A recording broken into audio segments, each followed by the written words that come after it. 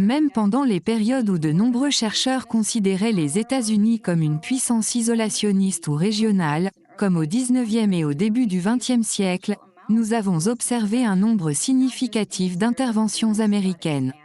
Ces interventions ne se limitaient pas seulement à leur sphère d'influence, mais s'étendaient également à l'échelle mondiale. Cela était extrêmement surprenant. Ce qui était encore plus surprenant, c'était l'augmentation de la fréquence des interventions après la guerre froide. Nous entamons maintenant une nouvelle ligne de recherche. Cette recherche vise à examiner l'impact de l'unipolarité sur l'interventionnisme militaire américain. Cela est dû au fait que les données indiquent que les États-Unis semblaient avoir plus d'interventions par an après la guerre froide que pendant celle-ci. Cela est inattendu car on pourrait supposer que les États-Unis seraient plus interventionnistes pendant la guerre froide en raison de la menace existentielle perçue de l'Union soviétique. Alors, pourquoi observons-nous un taux d'intervention plus élevé dans ce qui pourrait être considéré comme un ordre post-guerre froide plus stable ? Bonjour à tous, je m'appelle Pascal et je travaille pour les études sur la neutralité. Aujourd'hui, je suis ici avec le Dr Siddhita Kouchi. Elle est professeure adjointe de sciences politiques à l'Université d'État de Bridgewater. Là-bas, elle enseigne des cours sur les relations internationales, les méthodes quantitatives et la politique étrangère des États-Unis. Le Dr Kouchi est également une chercheuse dévouée. Ses travaux sur les conflits violents, les interventions militaires et les effets des crises économiques ont été publiés dans diverses revues universitaires de premier plan. Elle a récemment occupé le poste de directrice de recherche du projet d'intervention militaire, ou MIP, au Centre d'études stratégiques de l'Université Tufts. Elle a coécrit un livre qui présente de nouvelles tendances empiriques des interventions militaires américaines de 1776 à 2019. Ce livre est sur le point d'être publié par Oxford University Press. Elle a collaboré à ce projet intrigant avec sa collègue, le Dr Monica DeFitoft. D'après ce que je comprends, leur travail est basé sur la base de données MIP. Cette base de données enregistre près de 400 cas d'intervention militaire américaine. Aujourd'hui, nous sommes ici pour discuter de ce projet, de ses défis et bien sûr, de quelques idées sur les interventions américaines. Dr Kouchi, merci beaucoup de m'avoir rejoint aujourd'hui. Merci beaucoup de m'avoir invité. C'est un plaisir. Commençons par votre travail intrigant, la base de données que vous avez développée. Pourriez-vous fournir plus de détails? Qu'est-ce que le MIP exactement? Comment vous est venue l'idée de le créer? Et où en est-il maintenant? Bien sûr, je serais ravie de le faire. Commençons depuis le début. Le concept original visant à retracer chaque intervention militaire américaine depuis la création du pays jusqu'à aujourd'hui est en réalité issu de ma collègue, le Dr Monica DeFitoft. Elle est la directrice du Centre d'études stratégiques de la Fletcher School. Elle cherchait des données sur un certain nombre d'interventions militaires américaines pendant des périodes spécifiques de prise de décision politique.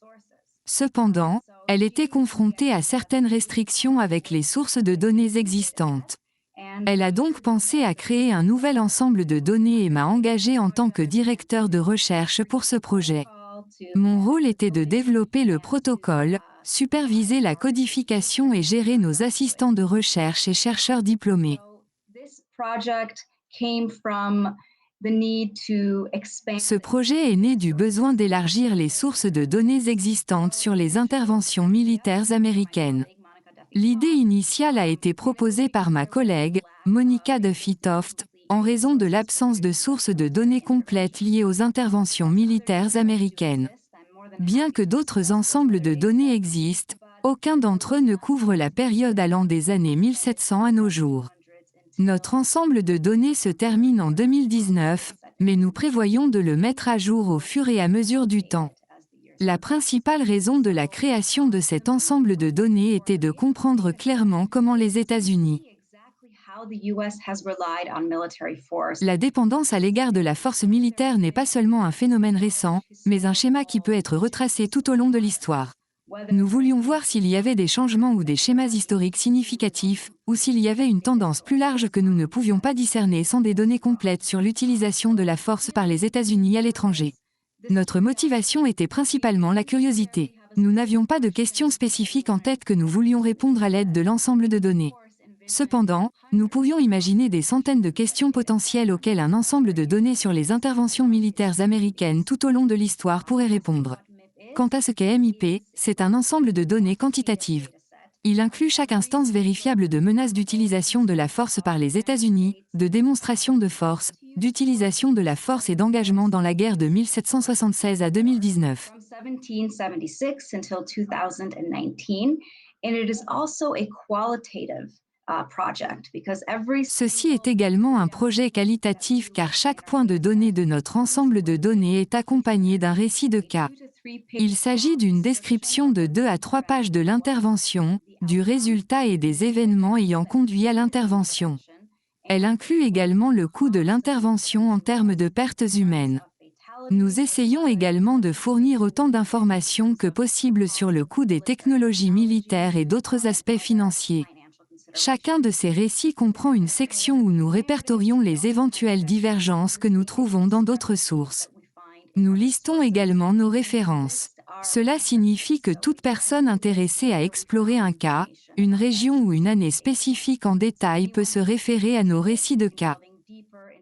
specific case or a part of the world or a specific year can look directly in our case narratives and go from there.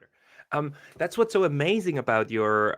Ce qui est incroyable à propos de votre base de données, c'est que vous incluez au moins 3 sources discutant de ces cas. Ce n'est donc pas simplement une liste que vous avez trouvée quelque part.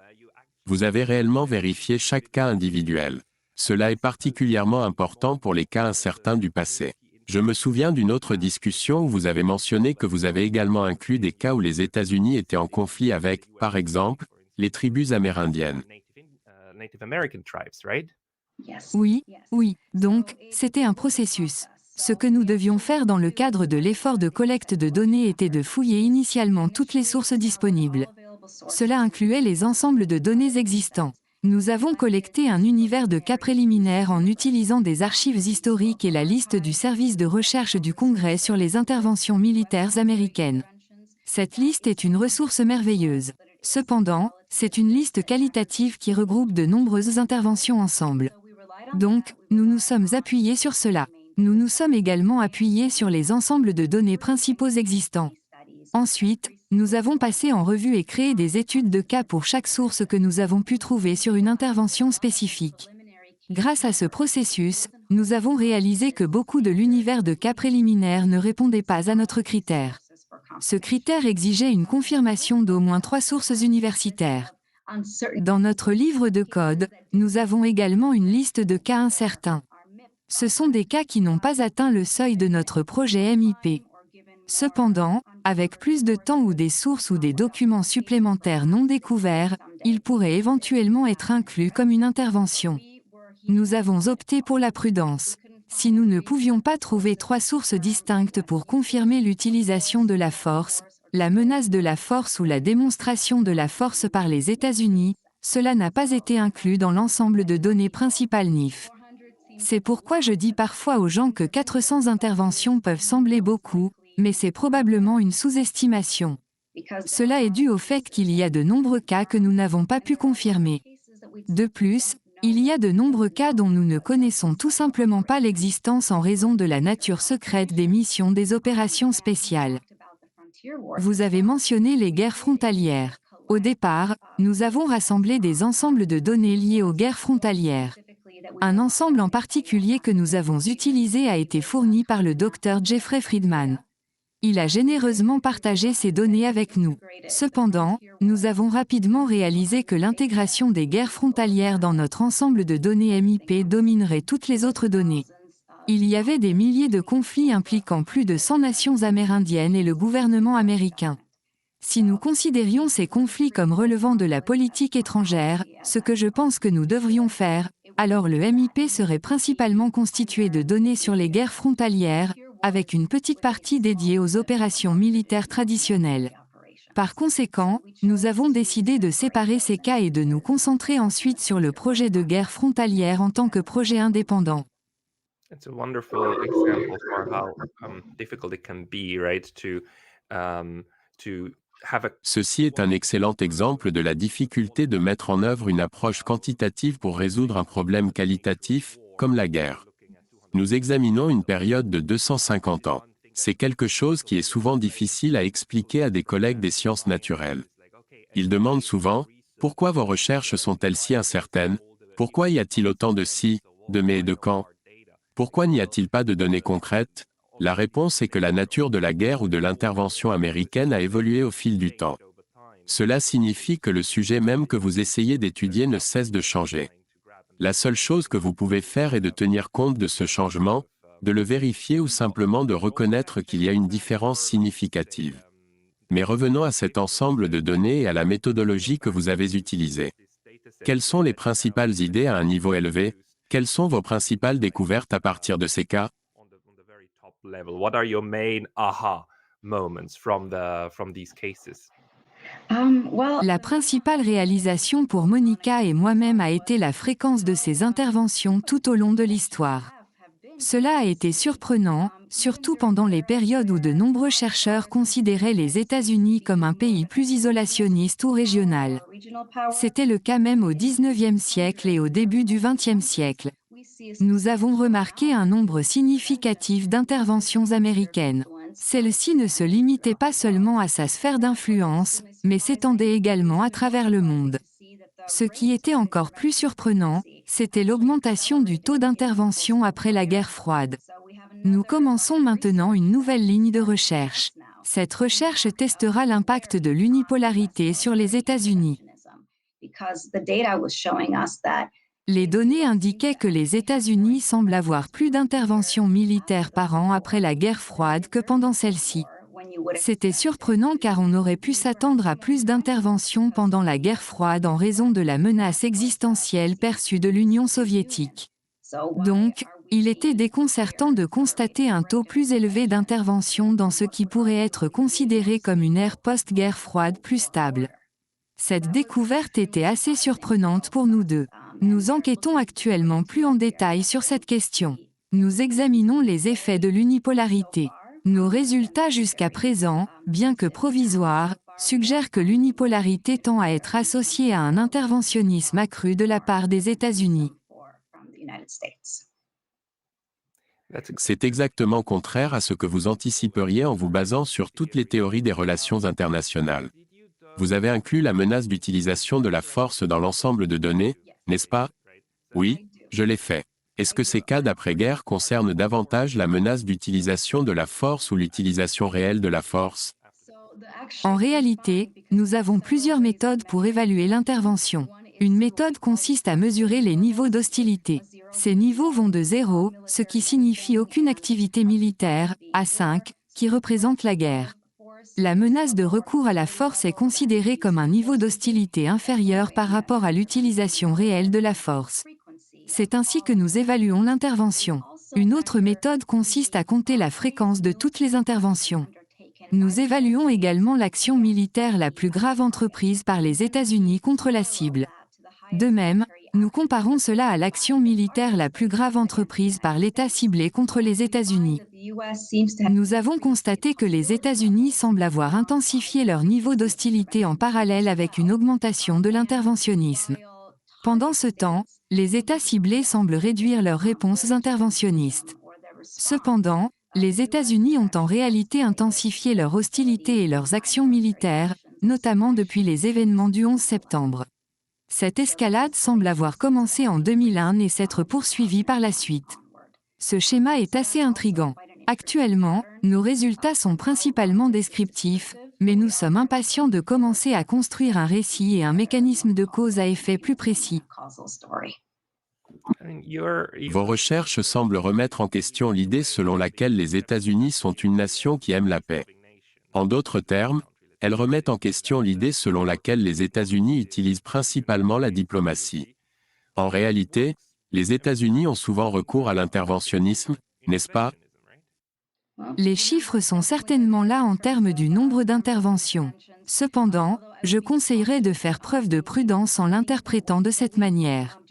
C'est parce que la seule façon de le confirmer pleinement serait d'avoir un ensemble de données qui comparent les autres grandes puissances pendant la même période, en tenant compte de variables similaires.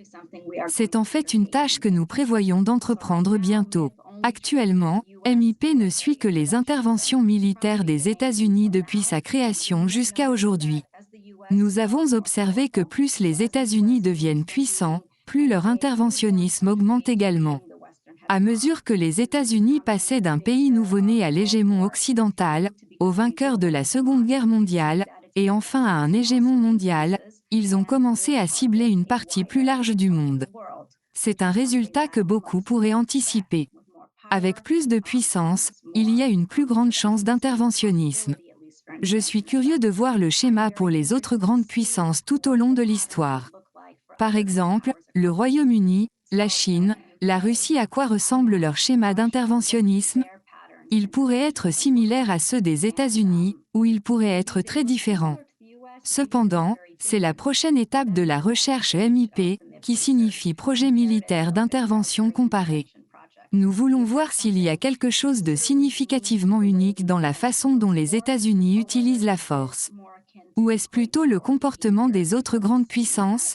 Nous constatons souvent que lorsque les pays grandissent et gagnent en puissance, ils deviennent un peu plus, voire beaucoup plus, interventionnistes dans leur politique étrangère.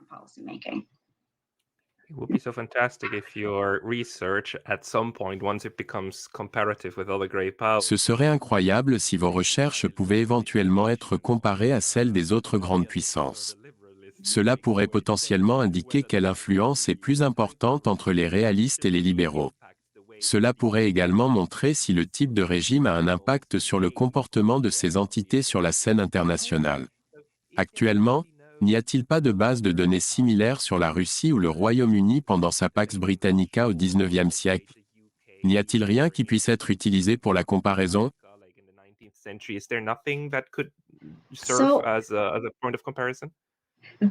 Il existe d'autres ensembles de données sur lesquels nous nous sommes appuyés. Cela fait suite au travail d'autres grands chercheurs et à leurs efforts significatifs. Nous ne sommes pas les premiers à mesurer l'interventionnisme. Cependant, de nombreux autres ensembles de données ne visent pas à être une collection exhaustive de chaque possible intervention militaire pour un pays particulier. Ils se concentrent souvent principalement sur les interventions les plus importantes et les plus connues. La plupart ont des critères pour ce qui constitue un cas dans leur univers, tels que le nombre de troupes impliquées ou la gravité de l'intervention. Beaucoup de ces ensembles de données commencent après la Seconde Guerre mondiale. Cela exclurait certaines des autres grandes puissances et de leurs actions pendant leur apogée de puissance. Il existe certainement des sources disponibles. Cependant, de notre point de vue, pour le faire de manière approfondie, comme nous l'avons fait avec le projet d'intervention militaire, PIM, nous aurions besoin de suivre la même méthode. Cette méthode nous a fourni les données du PIM. Elle nécessite au moins 3 confirmations et des récits de cas. Avec le PIM, nous avons utilisé plus de 200 variables pour essayer d'identifier les causes potentielles, les motivations et les résultats de l'interventionnisme.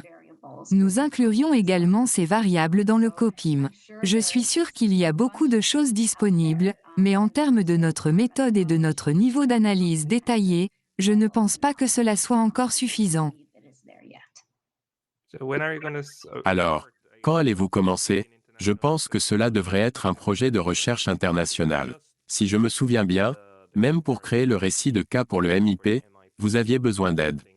Vous aviez besoin de dizaines d'assistants de recherche, n'est-ce pas? C'est parce que c'est une quantité de travail importante.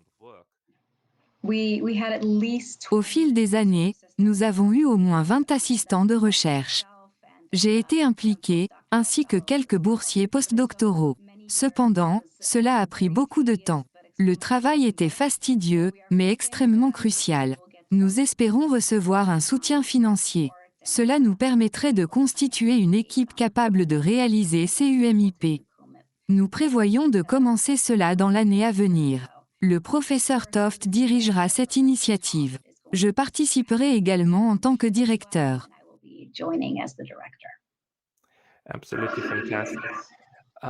Absolument fantastique. Pourriez-vous nous en dire plus sur certaines de ces idées? Plus précisément, les résultats des interventions américaines au XIXe et XXe siècle? Oui, Bien sûr. Donc, l'une des découvertes les plus significatives concernant les variables de cause et d'effet que nous avons intégrées dans MIP est assez surprenante. Elle montre que, à mesure que les États-Unis ont augmenté leur fréquence d'interventionnisme, ces interventions sont désormais poursuivies avec moins d'intérêt national.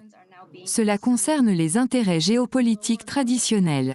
Nous avons une variable dans MIP appelée l'indice d'intérêt national. Cet indice mesure la proximité des États-Unis avec l'État cible.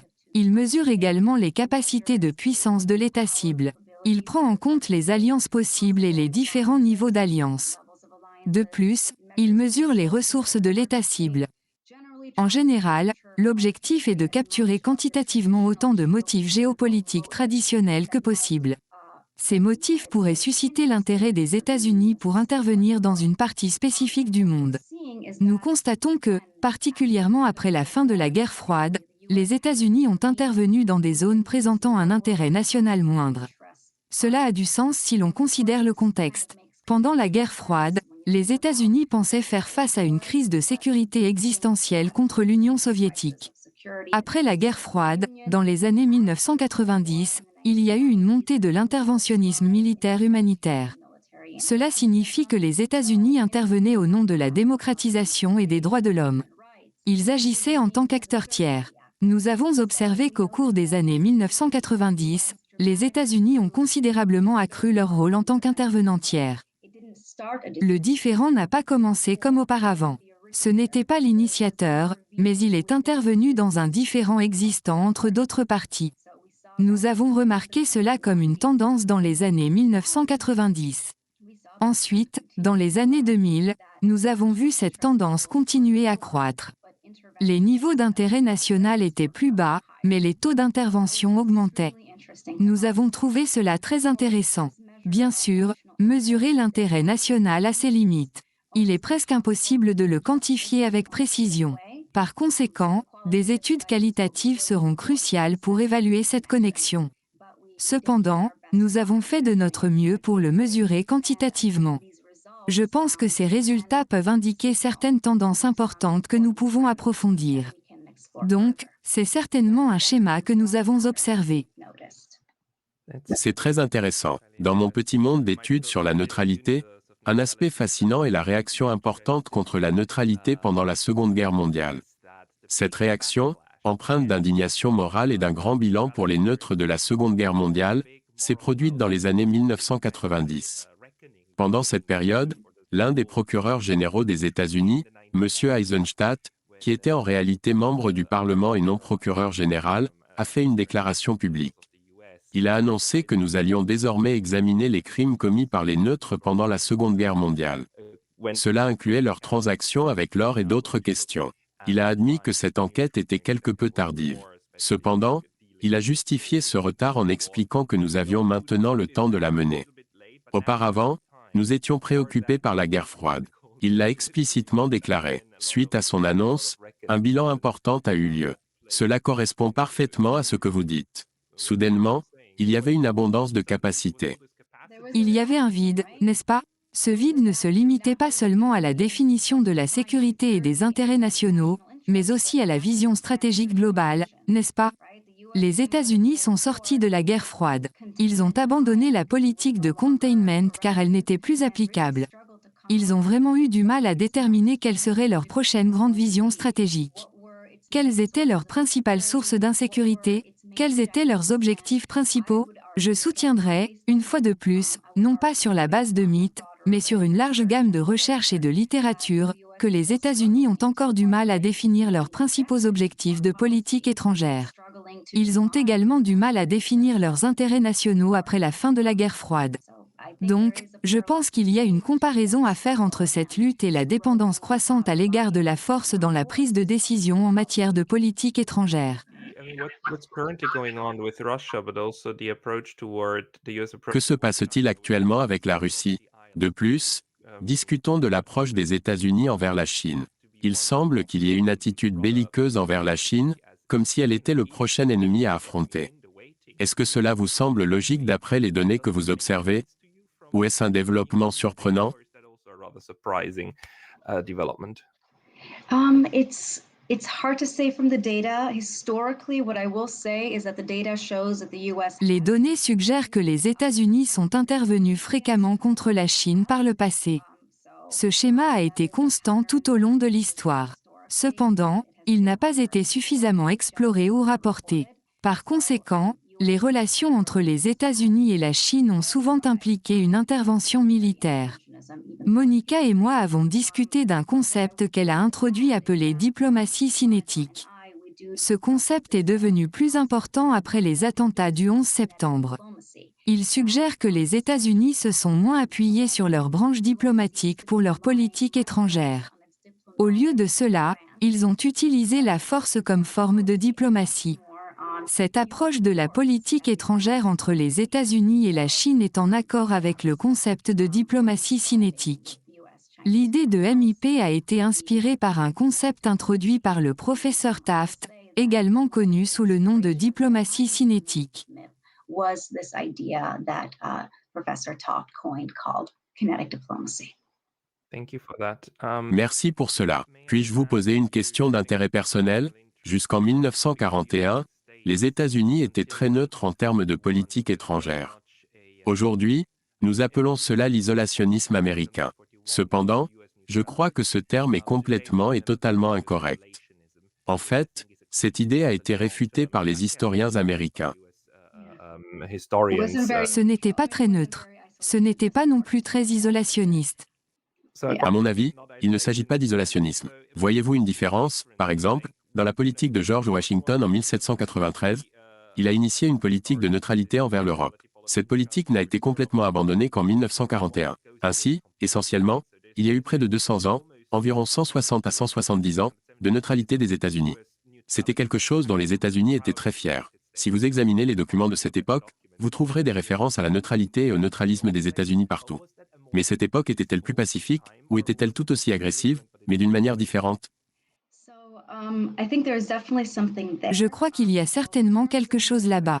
En ce qui concerne la grande stratégie des États-Unis, je ne qualifierais pas beaucoup d'époques de la politique étrangère américaine d'isolationniste. C'est plutôt une position neutre, surtout en ce qui concerne les affaires européennes et occidentales plus larges. Ce terme s'applique à l'Europe et à l'hémisphère non occidental. Cependant, la politique étrangère américaine en Amérique latine et dans le Pacifique présente un ensemble de données différents. Au début de son histoire, les États-Unis étaient très interventionnistes en Amérique latine et dans le Pacifique. Mais en général, les États-Unis ont concentré leurs interventions dans leur sphère d'influence. Ce n'est qu'après la Seconde Guerre mondiale que nous constatons un changement dans ce schéma.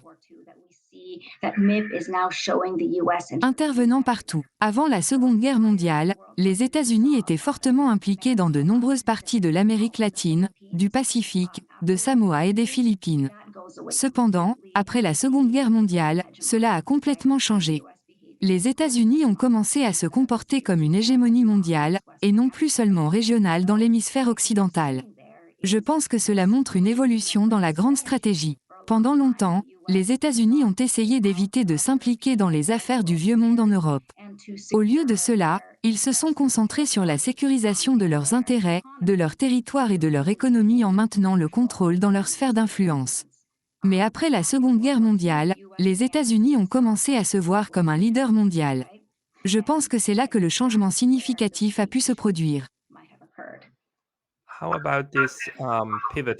Discutons du pivot vers l'Asie ou le Pacifique, en nous référant spécifiquement aux événements des années 1890, tels que le coup d'État ou l'annexion d'Hawaï. Le processus a commencé en 1893 lorsque M. Dole renversa la reine. Cependant, ce n'est qu'en 1898 qu'Hawaï fut incorporé par décret exécutif. Cela aurait pu être la première fois que les États-Unis étendaient leur influence aussi loin dans le Pacifique. Est-ce un tournant décisif, ou y avait-il d'autres événements importants qui se déroulaient même avant cela? Je crois qu'il y a eu un tournant en termes de degrés. Cependant, dans notre ensemble de données MIPS, il y avait des points de données avant cela dans le Pacifique, plus précisément à Samoa. Les États-Unis cherchaient principalement à protéger leur marché. Une tendance intéressante que nous avons remarquée est que bon nombre de ces interventions ont été initialement lancées par des acteurs privés, tels que des filibustiers. Ces filibustiers se rendaient dans certaines parties du monde et cherchaient à gouverner ces régions, généralement en Amérique latine ou aux États-Unis. Les entreprises privées revendiquent souvent des droits sur des produits et des territoires spécifiques.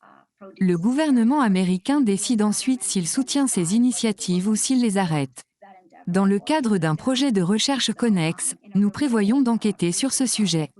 Nous voulons savoir quand, au XIXe siècle, le gouvernement américain a soutenu les actions des citoyens et des entreprises privées pour faciliter l'expansion. Nous voulons également savoir quand ils ont décidé de les arrêter et d'éviter toute expansion ultérieure. C'est quelque chose que nous étudions actuellement. Cependant, je n'ai pas encore l'histoire complète. Cette recherche est brillante. Si vous examinez les archives diplomatiques et les consuls du XIXe siècle, vous verrez qu'ils étaient toujours des hommes d'affaires privés. À cette époque, les affaires étaient beaucoup plus étroitement liées à la diplomatie. En fait, il était souvent difficile de faire la distinction entre les deux. Cela a beaucoup de sens, d'autant plus que la plupart de ces données ont été analysées qualitativement. D'après ce que je peux comprendre, vous avez une mentalité quantitative et vous essayez de créer des points de données comparables, n'est-ce pas? Oui, ils doivent travailler ensemble. Si cela était seulement quantitatif, je regarderais une intervention au Nicaragua et je ne saurais pas que c'était d'abord dirigé par le filibustier William Walker. Si vous ne regardiez que l'ensemble de données, vous ne sauriez pas faire la différence entre une intervention militaire traditionnelle des États-Unis et une intervention qui a été initiée par un citoyen privé puis impliquée par le gouvernement américain. Donc, les cas qualitatifs et le récit font une grande différence pour comprendre ce qui se passait. Nous essayons simplement de tout mettre ensemble et de tester quelques questions spécifiques pour le moment. Excusez mon manque de connaissances, mais j'ai une question. Que signifie un filibuster dans ce contexte? Je le comprends comme une intervention, ou plutôt, empêcher les autres de parler au Parlement. Comment est-il utilisé dans ce contexte? Oui, donc un filibustier est un terme largement utilisé au XIXe siècle. Il fait référence à un citoyen privé qui possède sa propre milice privée et des partisans. Ces individus cherchent à voyager dans différentes parties du monde, généralement des pays d'Amérique latine comme le Nicaragua. Leur objectif est de gouverner ces pays. Ils emmènent avec eux leurs milices privées et leurs entreprises. Leur intention est de s'établir en tant que dirigeants. Cela est généralement fait au nom d'un mandat plus large des États-Unis. Parfois, ces citoyens privés ont des liens avec le gouvernement. D'autres fois, ils n'en ont pas. Cependant, le gouvernement peut considérer leur mouvement comme une opportunité ou une menace. En résumé, un filibustier est un citoyen privé avec son propre armée. Ils cherchent à s'emparer d'un territoire d'une autre partie du monde pour eux-mêmes ou pour leur pays. Comment pouvons-nous obtenir votre feuille de calcul Excel? Bien sûr, les données sont publiées aux côtés d'un article dans le Journal of Conflict Resolution. Leur politique habituelle est de publier les fichiers de réplication que nous leur envoyons sur le dépôt JCR une fois que l'article a reçu un numéro d'édition dans la version imprimée du journal. Cela n'a pas encore été fait. Il faut du temps à un journal pour passer de la publication en ligne à l'attribution d'un numéro. Cependant, nous avons déjà commencé à envoyer l'ensemble de données, les feuilles de calcul, les récits de cas, le guide de codage, le modèle de retard et les fichiers dus à toute personne qui les demande par email. Bientôt, tout cela sera disponible sur le site web du Centre d'études stratégiques. Nous attendons simplement que l'article du JCR nous donne ce numéro d'édition pour pouvoir avancer. Si vous êtes intéressé par l'obtention des données, du guide de codage et des récits de cas, envoyez-moi simplement un email. Je suis plus qu'heureux de vous les fournir et je vous les enverrai immédiatement. Je vais inclure tout cela, ainsi que des liens vers votre page d'accueil, dans la description de cette vidéo. De cette façon, les gens pourront le trouver, vous contacter et, espérons-le, au moment où ils regarderont cette vidéo, il sera disponible. Je pense que c'est une excellente ressource. Je tiens à vous féliciter à plusieurs reprises, car il est rare que les chercheurs produisent de si grands ensembles de données qui peuvent être si bénéfiques pour les autres. Je vais certainement explorer ce que je peux apprendre sur la neutralité à partir de votre ensemble de données. J'espère que d'autres vous contacteront pour une collaboration. Disposer d'ensemble de données sur la Russie, la Chine et le Royaume-Uni serait fantastique. Cela pourrait considérablement faire avancer notre compréhension des conflits violents entre États. Je suis impatient de voir ce que vous découvrirez avec les études de neutralité en utilisant cet ensemble de données. La meilleure partie est de voir les différentes questions que les gens posent et ce qu'ils apprennent. Chacun de nous a des objectifs uniques à poursuivre avec les données. Personnellement, je veux examiner le résultat. Je m'intéresse à quand ces interventions réussissent ou échouent, selon votre définition du succès. Je m'intéresse également à leur échec en termes de coûts, d'objectifs et de résultats humanitaires. C'est ce que je prévois d'utiliser les données. Cependant, j'entends déjà parler de nombreuses idées différentes que d'autres veulent explorer en utilisant les données. Bien sûr, c'était un effort d'équipe. Je n'ai pas fait ce travail seul. Le projet a été initialement dirigé par le professeur Toft. Nous avons également eu de nombreux étudiants diplômés merveilleux et des chercheurs qui nous ont aidés. Nous espérons rendre cet ensemble de données bientôt accessible au public pour le bénéfice de tous. Absolument. J'espère pouvoir vous parler à nouveau une fois que votre livre sera publié. Je suppose que ce livre présente vos premières conclusions à partir de votre ensemble de données, n'est-ce pas? Par époque, l'ensemble de données se concentre généralement sur les tendances, mais le livre consacre un chapitre à une époque spécifique de la politique étrangère. Il comprend des récits de cas historiques et des discussions stratégiques globales. Il fournit également des données spécifiques sur l'interventionnisme américain en fonction de l'époque. De cette manière, il met l'accent sur les schémas plus larges introduits par MIP. Nous serions ravis de discuter du livre une fois qu'il sera publié. Nous prévoyons qu'il sortira quelque part en janvier ou février 2023. Docteur Kouchi, merci beaucoup d'avoir parlé aujourd'hui et bonne chance pour vos recherches. Merci beaucoup, c'était merveilleux. J'apprécie les questions perspicaces que vous avez posées. Je suis vraiment reconnaissant, pour cette opportunité. Bye.